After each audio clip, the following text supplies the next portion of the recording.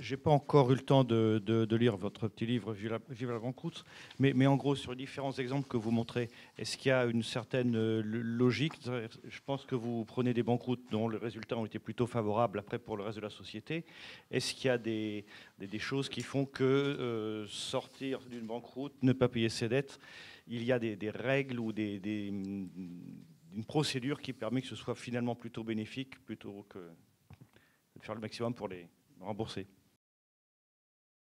Merci. Et je voudrais poser une question comme ça. Est-ce que c'est possible de sortir de l'euro sans abolir le traité de Maastricht? Peut-être une opinion un peu ponctuelle sur Wilkinson, là, dans le dernier Fakir. Je n'ai pas été franchement convaincu.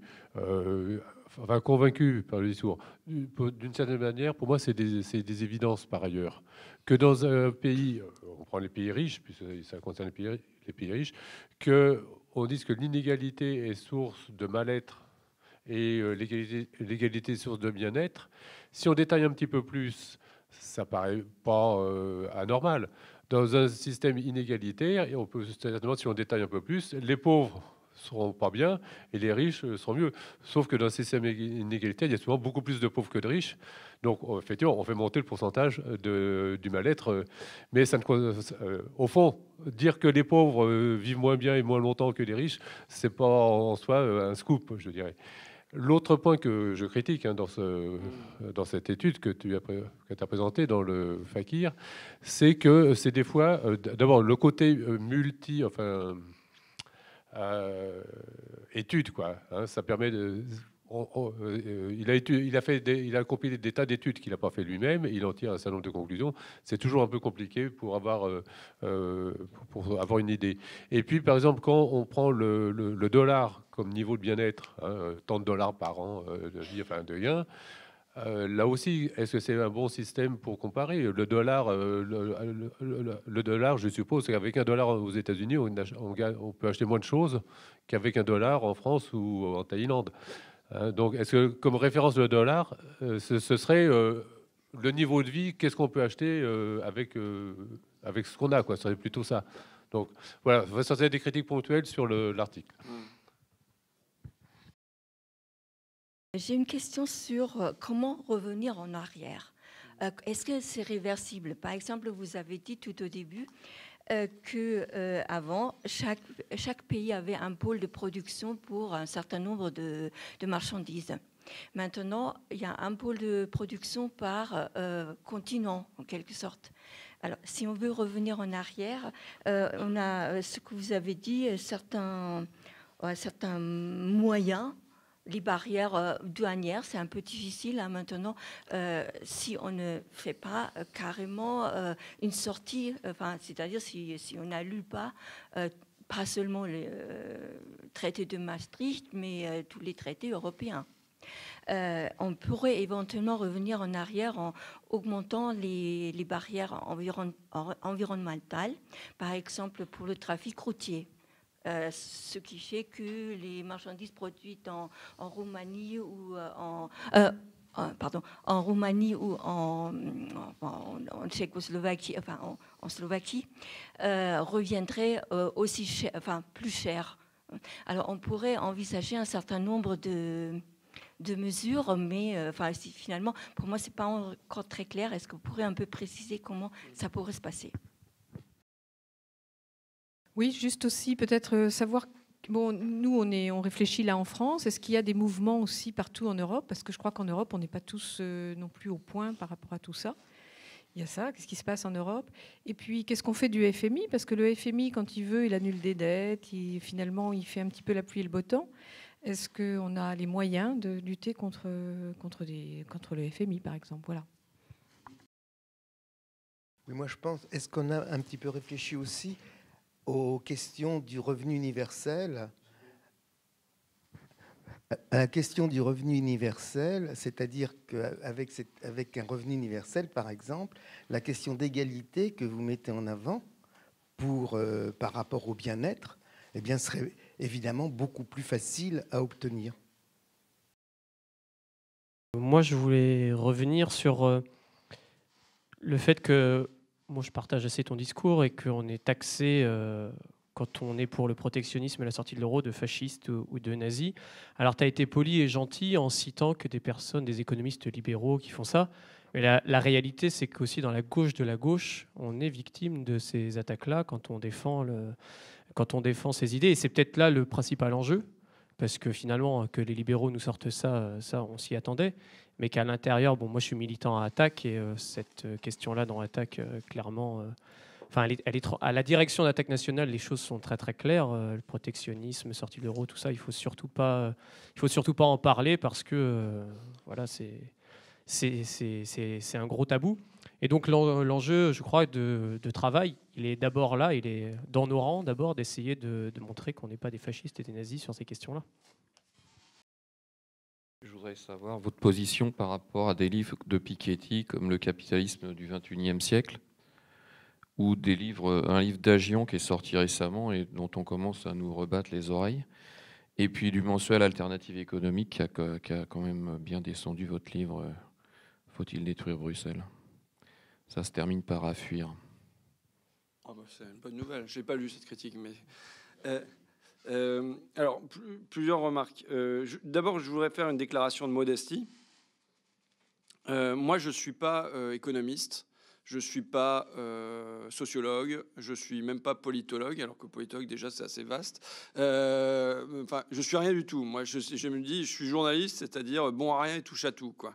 J'ai un double avantage, c'est que je peux aller rencontrer des gens et j'ai parfois le temps de lire des livres. Et donc d'essayer de faire la jonction entre le monde des idées et un certain terrain, quoi. Mais voilà la limite de mes compétences. Alors, il y a plein de questions sur lesquelles que je vais évacuer, excusez-moi, hein, mais sur la banqueroute, il y a un entretien conclusif avec Frédéric Lordon sur donc les modalités aujourd'hui d'une banqueroute, quels en seraient les avantages, puisque lui, il estime que c'est finalement la seule solution. On lui dresse une somme de solutions et il estime que la seule, c'est la banqueroute. Donc je vous renvoie à l'entretien avec Frédéric Lordon pour savoir si ce que proposait Sully en 1598 est d'actualité ou non. Sur Wilkinson, bon, moi je pense que son travail est remarquable, mais juste une remarque comme ça. Je pense que je répondrai pas à tout, hein, mais je pense que l'un de nos rôles, c'est de soulever des évidences. C'est-à-dire que c'est la lettre cachée d'Edgar Poe. Vous savez, vous connaissez cette histoire d'Edward Poe, la lettre volée, pardon. La lettre volée, donc c'est une lettre qui est volée à une reine d'Angleterre, je ne sais pas laquelle, et le voleur, pour la cacher chez lui, l'a mise en évidence sur le mur, vous voyez. Et la police Scotland Yard vient enquêter au domicile du voleur, cherche la lettre partout dans les tiroirs, sous la moquette, dans le lit, dans tout ça, et trouve rien et ressort. Et la lettre, elle était sous leurs yeux. Et il me semble que parfois, ce qu'on a le plus de mal à voir, c'est ce qui est le plus évident. C'est ce qui est le plus sous nos yeux. Et parce que c'est sous nos yeux, on va être d'autant plus incapable de le remettre en cause. Donc, si on me dit que Wilkinson, d'autant que ce qu'il dit, c'est pas que les pauvres, même il dirait même que dans des sociétés inégalitaires, les riches se portent moins bien aussi. Donc, il n'y a pas que de l'évidence. Mais quand bien même il s'agirait de démontrer des évidences, parfois c'est utile de revenir, de démontrer que le sens commun peut avoir, effectivement, c'est ce qu'il dit. Hein, il dit, moi j'ai mené tout ce travail pendant des années et puis tout ça. Aujourd'hui, je vais en rendre compte aux pauvres. Et les pauvres, enfin en gros, hein, dans des centres sociaux et tout ça, mais ils disent, mais vous pouviez pas le savoir sans tout ça que quand on allait voir des riches, il y avait des boutons qui nous poussaient, et puis que voilà, et puis qu'on avait honte, et puis qu'on se sentait pas bien, et puis que ça nous bloquait tout dans notre cerveau. Enfin, vous pouviez pas non, vous aviez besoin de faire d'étudier ça pendant 30 ans pour en arriver. Mais vous nous l'auriez demandé, on vous l'aurait dit. Mais bon, voilà. Alors. Ensuite, le revenu universel, je ne répondrai pas. Je n'ai pas travaillé la question, je n'y ai pas travaillé sérieusement, donc je ne répondrai pas. En revanche, là où je peux répondre sérieusement, c'est sur la question toujours de la question du protectionnisme, hein, qui est au cœur de mes réflexions. Sur Alternative économique a toujours été, je veux dire, ils étaient favorables au traité constitutionnel européen. Ils n'ont absolument pas compris pourquoi Jospin a été éliminé de la présidentielle en 2002. Donc il y a une certaine continuité. Ça n'empêche pas qu'il y ait des gens intéressants. Moi, j'entends, je crois que c'est Christian Chavagneux qui est l'invité tous les samedis matins de On n'arrête pas l'écho. Et c'est l'une des rares fois où j'ai l'impression que quelqu'un à la radio porte ma voix. Je le dis, bon, ils ont descendu mon bouquin. Je veux dire, c'est pas le premier qui descende, ça sera pas le dernier. Jean Gadret, qui tient un blog sur Alternative économique, a au contraire recommandé le livre. Bon, bah, ça fait partie du débat de trouver que ce que je raconte est à fuir. Bon, voilà, c'est tout. Maintenant, il y a une certaine continuité. C'est pas une véritable alternative économique, n'est pas une véritable alternative économique de mon point de vue. Sur les questions de la croissance, sur les questions de la sortie de l'euro, c'est même pas il n'est pas possible de poser les questions dans ce magazine, mais c'est pas grave. Chacun a des limites. Là, je pense qu'il y a une limite chez Alternative économique qui viennent buter. La question du protectionnisme est une question qui est interdite. La question de l'Europe est une question qui est interdite. Bon, c'est sûr qu'en termes d'alternative, à un moment, on peut trouver ça un peu étroit. C'est mon cas. C'est pour cette raison que je le lis pas et que je savais pas qu'ils avaient fait une critique négative de mon livre. Mais voilà quoi. Bon, mais ça n'empêche que je trouve que il peut y avoir des trucs positifs dans ce qu'ils font de temps en temps. Alors, en revanche, oui, sur la question du protectionnisme. Alors,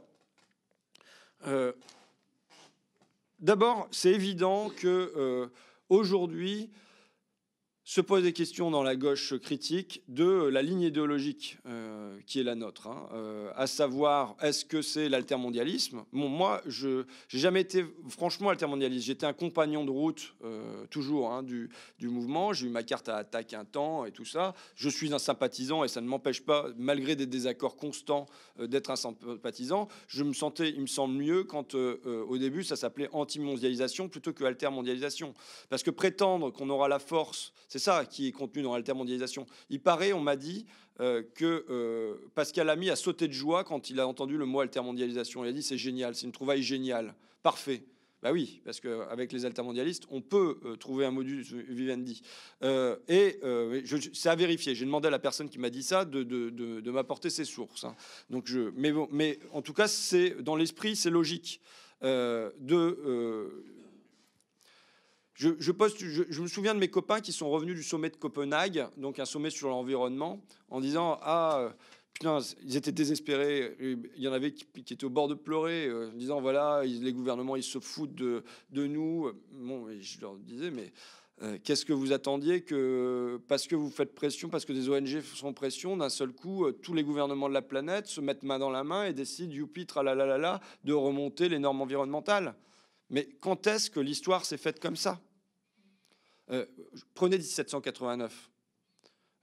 Imaginez Mirabeau sortant de la salle du jeu de pommes et à la place de déclarer « nous ne sortirons d'ici que par la force des baïonnettes », voyant le peuple en colère, lui dit « bon, attendez, oui, alors vous voulez quoi?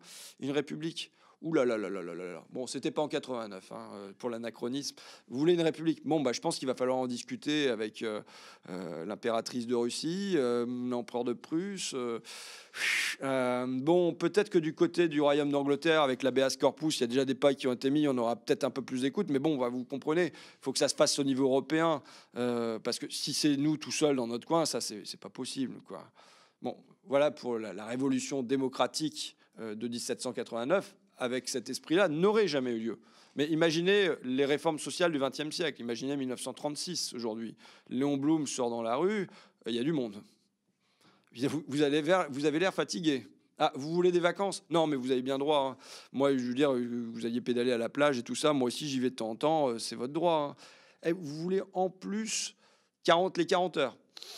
Mais vous savez que pour la compétitivité du pays, quand même, ça va être franchement difficile. Donc moi, je pense que ce qu'il faut faire, si vous voulez, c'est qu'on va se réunir avec les socialistes européens et au niveau du Parlement, on va proposer des amendements. On verra si la Commission les accepte ou les rejette. Enfin, vous voyez, si on part dans ce cas, ça marche pas. Bon, je pense que de la même manière, la révolution écologique ou la transition écologique, appelez ça comme vous voulez, mais enfin, en tout cas, il y a des mesures lourdes à prendre sur le terrain de la consommation et des modes de production et des modes de transport, enfin sur tous les terrains.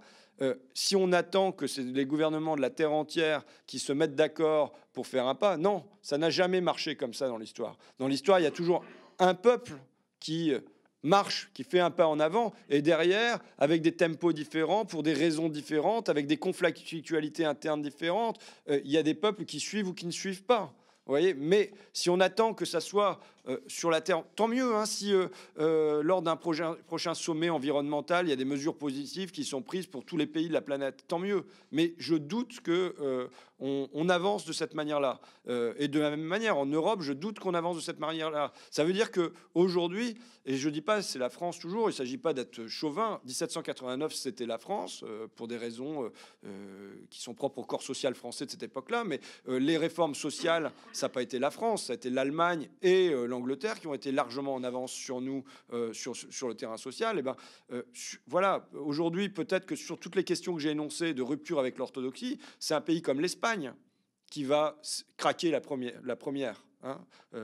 Là, l'Espagne, quand même, me semble un peu au bord de la crise de nerfs. Donc c'est peut-être d'Espagne que viendra la rupture. À ce moment-là, qu'est-ce que c'est l'internationalisme? C'est de dire, ah ben il faut que tous les peuples d'Europe, attendez l'Espagne, attendez-nous, on arrive. Vous voyez, il faut qu'on se mette d'accord dans l'Europe à 28. C'est ça l'internationalisme? Ou bien c'est de dire, premièrement, ici à l'intérieur de la France, faisons tout notre possible pour soutenir l'expérience, ce qui sera l'expérience espagnole. Et faisons tout notre possible pour raccrocher à l'expérience espagnole, pour en importer le meilleur, pour nous aussi faire des tentatives. C'est, on peut dire, le pari de Jacques Sapir qui pense que, bon, de toute façon, quand il y a une lumière qui s'allume dans un tunnel, l'Europe aujourd'hui est dans l'obscurité. Quand une lumière s'allume dans un tunnel, les peuples alentours se jettent sur cette même lumière. Alors, est-ce que la France est trop petite? Vous voyez, c'est la question. On me dit, la France est trop petite. J'étais à Bruxelles la semaine dernière. Oui, la semaine dernière, je vous l'ai dit, j'étais à Bruxelles. Et je dis, mais même la Belgique... qu'est-ce que c'était que le Venezuela dans l'ordre mondial? C'était rien du tout. Vous voyez, je joue au foot. La semaine dernière, je me suis fait mal à la cheville. Je me suis pris un coup de crampon juste entre le protège tibia et la chaussure. Et donc voilà, je le sens encore. Et je peux vous dire que le matin, quand je me lève, je pense à mon match de foot de demain, et je pense à ma cheville. J'ai mal à ma cheville. Vous voyez, ben, l'ordre mondial, c'est pareil. L'ordre mondial, il pense là où il a mal. Même si c'est un peu... La Guadeloupe, qu'est-ce que c'est la Guadeloupe? C'était rien du tout. Mais à partir du moment où la Guadeloupe a dit non, la métropole, qu'est-ce qu'elle a fait? Elle n'a cessé à penser à ce petit caillou dans les Caraïbes. À partir du moment où, si je disais aux Belges, même si c'est la Belgique qui aujourd'hui vient rompre avec cette orthodoxie, c'est pas un grand pays, la Belgique, mais c'est sûr que ça sera comme un coup de tonnerre en Europe. Donc, pour arrêter un train, il n'y a pas besoin de poser des arbres ou des trucs tous les 3 mètres. Il suffit d'un arbre pour arrêter le train. Donc voilà, là on est dans un truc comme ça où il ne faut pas croire que ça doit se passer partout en Europe en même temps. Il faut que ça se produise, il faut quelque chose qui se produise. C'est comment remettre l'histoire en marche. Ils ont arrêté l'histoire. Au nom de la compétitivité, de l'adaptation, de machin, on n'a plus d'histoire. On s'adapte. Ça veut dire qu'on érode petit à petit notre droit social, nos normes environnementales qui est déjà pas très élevées, notre justice fiscale, on l'érode depuis le début des années 80 pour s'adapter à l'Allemagne, pour s'adapter à la Roumanie, pour s'adapter à la Chine. C'est ça, l'histoire, il n'y en a plus là. On est dans une permanente adaptation et on n'a pas de perspective. Ben non, je pense que donc il faut qu'il y ait un moment où il y ait une rupture qui parte d'un pays et que ensuite il y ait d'autres pays qui choisissent ou non, mais je pense qu'il y en aura quelques-uns qui viendront d'emboîter le pas. Et éventuellement là d'une union douanière, enfin d'une rupture avec des barrières. J'y reviendrai sur le type de politique industrielle à mener, mais avec des barrières commerciales mises autour d'un pays, ben on en arrive peut-être à 5-6 pays, enfin ce qui ressemblait grosso modo au marché commun des premiers temps. Peut-être c'est-à-dire avec une certaine homogénéité sociale. Aujourd'hui, au sein de l'Europe, il n'y a pas d'homogénéité sociale, c'est évident. Quand je parlais tout à l'heure des délocalisations qui ont eu lieu à Amiens, il y a eu des délocalisations vers la Chine dans le textile, c'est l'évidence, mais il y a aussi un certain nombre de délocalisations qui sont des délocalisations intra-européennes. Pourquoi? Parce que les normes sociales ne sont pas du tout les mêmes à l'intérieur. Et dire qu'on va attendre qu'il y ait un SMIC européen, non mais c'est du flan.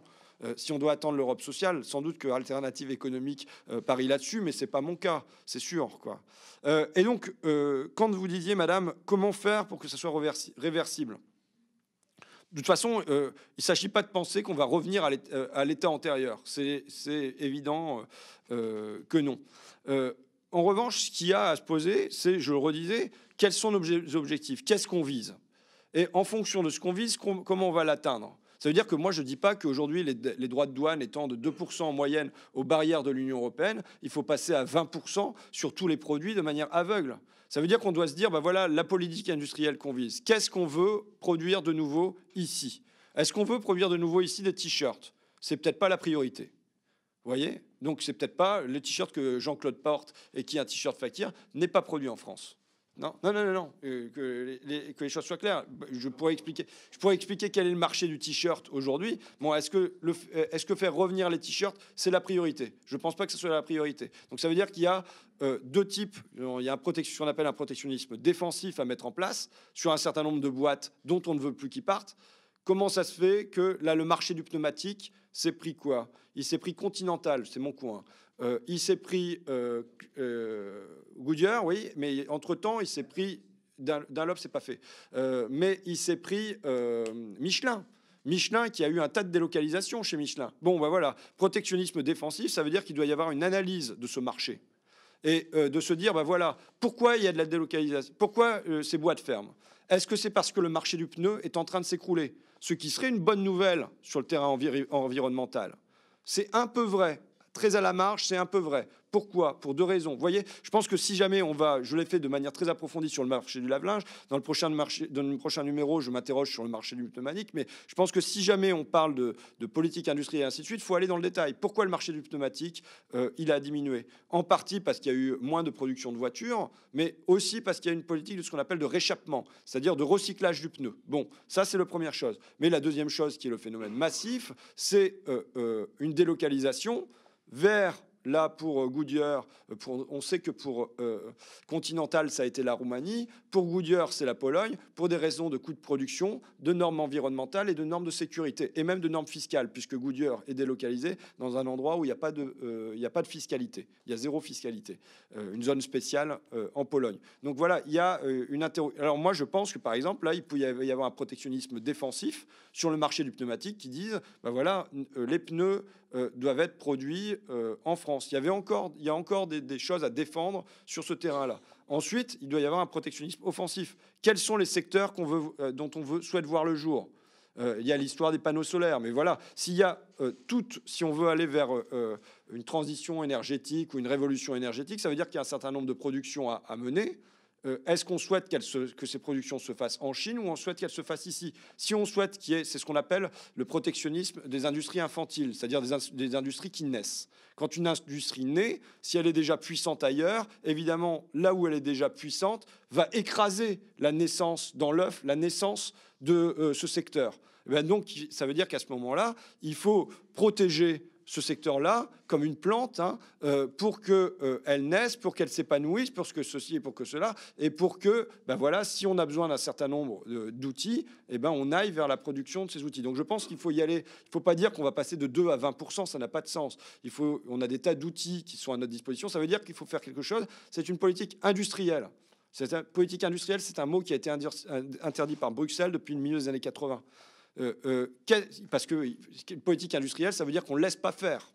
Vous voyez, si on ne laisse pas faire, ben on s'interroge sur quels sont les buts qu'on vise, des buts sociaux, protection de l'emploi, mais des buts écologiques, des buts, voilà. Bon, donc voilà, quels sont, en fonction de cette politique industrielle, les instruments qu'on met en œuvre. Bon, voilà. Donc, mais je pense qu'effectivement, la première chose, et c'est pour ça que je suis ici aujourd'hui, et c'est pour ça que j'en fais un fer de lance, enfin quelque chose qui revient. J'essaie de le faire sous des formes variées pour pas lasser le lecteur, mais dans Fakir, parce qu'un travail idéologique, ça se mène pas. C'est pas parce qu'on l'a dit une fois que ça y est, c'est fait. Hein. Il faut revenir.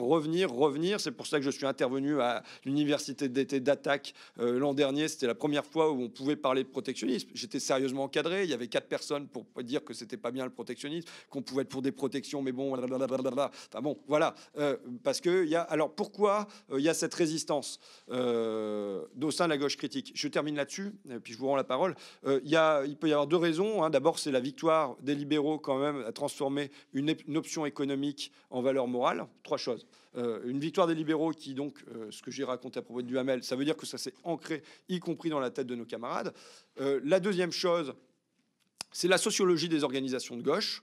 Ce que Emmanuel Ton appelle le divorce sociologique des deux cœurs de la gauche. Quels sont les deux cœurs de la gauche? C'est d'un côté le monde ouvrier, de l'autre côté la petite bourgeoisie intellectuelle. Et je ne veux pas qu'on prenne ça comme une injure, hein. J'en suis, ce sont les enseignants, ce sont les inspecteurs des impôts, c'est la fonction publique, enfin, c'est, voilà, ou les professions intermédiaires, voilà, bon, en gros. Et qu'est-ce qui s'est passé sur le terrain économique?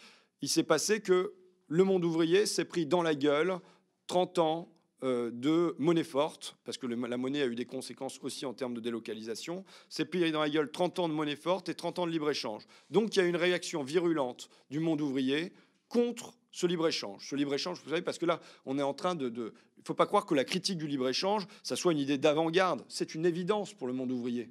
Vous voyez, tu disais, chez Wilkinson, c'est une évidence. Mais le fait qu'il faille des barrières douanières, je veux dire, pour moi, quand je l'entends, c'est une évidence quand on va discuter avec les gens chez Valeo, chez Whirlpool, et ainsi de suite. Vous voyez, donc, nous, il s'agit d'imposer une évidence. De l'imposer à quoi? À une petite bourgeoisie intellectuelle qui, elle, n'a pas été frappée de plein fouet par cette mondialisation.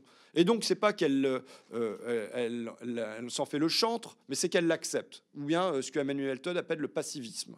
On est passif. Ou alors, on va le contester. Vous voyez, le prochain traité transatlantique, on va peut-être le contester, mais pas au point quand même de remettre en place des barrières douanières. Là, vous comprenez, ça serait un peu trop. Vous voyez, donc, et là, ce divorce économique, pour ainsi dire, puisque je peux vous le démontrer par les taux de chômage qui ont triplé chez les ouvriers depuis la fin des années 70, tandis qu'ils sont restés à peu près stables chez les cadres et les professions intermédiaires. Le chômage aujourd'hui chez les ouvriers non qualifiés dépasse les 20%, alors qu'il est en dessous de 5% chez les cadres. Bon, eh bien, ce divorce social, ce divorce économique va se traduire par un divorce politique évident. C'est quoi? C'est que les professions intellectuelles continuent grosso modo de voter à gauche, hein, y compris pour le Parti socialiste. Il y a une certaine fidélité, par exemple, des enseignants au Parti socialiste. Et de l'autre côté, le monde ouvrier, le vote ouvrier ou le vote populaire, ouvrier-employé, va se disperser entre quand même encore un peu qui votent à gauche, mais beaucoup d'abstention. Et quand même, il faut le dire, le premier parti de France ouvrier aujourd'hui, c'est le Front National. Et oui, si, statistiquement, alors là, on a dressé le vote, non, parce que on a fait une compilation là pour le livre Pauvres actionnaires des votes, des comparaisons entre le vote Front National et le vote ouvrier aux différentes élections présidentielles. Et donc à la dernière élection présidentielle, on est à 33% de vote ouvrier en faveur du Front National. Pourquoi? Alors il y a une réponse sur la question de l'immigration éventuellement, mais il y a une réponse quand même sur le terrain économique. C'est que il y a une franchise, il y a une manière d'adresser, enfin de dire qu'on va combattre l'Europe et combattre le libre-échange et combattre la mondialisation. On y va franco du côté du Front National, tandis qu'on y va à pas compter, sans trop savoir ce qu'on va dire, dans le camp de la gauche. Bon, c'est tout l'objet de ça. Alors que finalement, le discours du Front National, c'était d'aujourd'hui sur le terrain économique, hein, entendons-nous, c'est le discours du Parti communiste des années 80. Et à l'époque, il n'y avait pas de question de est-ce que c'est xénophobe de dire qu'on ne veut pas de cette Europe-là. Vous voyez, on n'en voulait pas, on ne voulait pas de Maastricht, bon, il n'en était pas question, et il n'y avait pas de problème d'ouverture aux autres là-dedans. Donc il y a cette question du divorce sociologique qui fait que Attaque, je veux dire, qui est largement constitué d'enseignants, éprouve pas la même nécessité de combattre franco le libre-échange, quoi. Donc on est contre, mais bon, on va pas aller jusqu'à des barrières douanières. Et la dernière chose, c'est il y a un résidu de marxisme, c'est au nom de Marx, au nom de Modic, c'est regardez ce qu'écrivait Marx. Et c'est vrai, Marx est pour le libre-échange. Je voudrais vous lire ce qu'écrit Marx à ce sujet. C'est Engels qui retraduit Marx. Il y avait un passage de Marx, mais qui est un peu plus compliqué avant, donc je ne vous le fais pas, d'accord ? Les socialistes doivent souhaiter un développement aussi libre et aussi rapide que possible de l'actuel système de production, car ainsi celui-ci développera ses inévitables conséquences économiques. Misère des grandes masses populaires en raison d'une surproduction qui engendrera soit des crises périodiques, soit une stagnation chronique du commerce. Division de la société en une petite classe de grands capitalistes et une classe nombreuse d'esclaves salariés, pratiquement héréditaires. Une classe de une classe de prolétaires dont le nombre ne cesse d'augmenter, pendant qu'en même temps, ils se trouvent constamment remplacés par de nouvelles machines destinées à économiser la main-d'œuvre. En un mot, une société conduite vers l'impasse, dont il n'est d'autre issue qu'une transformation complète de la structure économique qui en forme la base. C'est de ce point de vue, nous dit Engels, que Marx, il y a 40 ans, s'est déclaré en principe pour le libre-échange comme le chemin le plus direct, celui qui conduira le plus vite la société capitaliste dans un cul-de-sac. Donc, 2 remarques à ce sujet de ce texte. La première, c'est que Marx a le courage de trancher. Et il ne dit pas que libre-échange, protectionnisme, c'est la même chose. Non, parce que là, tout le discours de Attaque, c'est qu'il y a une troisième voie qu'on ne comprend pas. Moi, j'ai toujours pas compris ce qu'était la troisième voie entre libre-échange et protectionnisme. Mais bon, on nous dit qu'il y a une troisième voie. Je la cherche toujours. Et donc, lui, Marx, tranche. Et pourquoi il tranche comme ça? Parce qu'il pense que c'est le pire. Il fait le choix du pire. Il dit « je choisis le libre-échange parce que ça va être tellement terrible que les masses seront ruinées et donc qu'elles vont faire la révolution. » Vous voyez alors, vous savez ce que disait Mao à propos de... Quand on lui demandait « qu'est-ce que vous pensez de 1789 ?» Il disait « il est trop tôt pour juger. » Vous voyez. Alors, on peut dire qu'à propos de Marx, il est aussi trop tôt pour juger ce texte de Marx, mais je dirais que, en tout cas, dans mon cas, j'ai pas pour objectif de mener la politique du pire en vue d'une très hypothétique révolution mondiale, quoi. Voilà. Alors voilà, c'est pour ça que je vous disais qu'un discours à Castro, quand vous me posez 3 questions, je réponds pendant 1h30.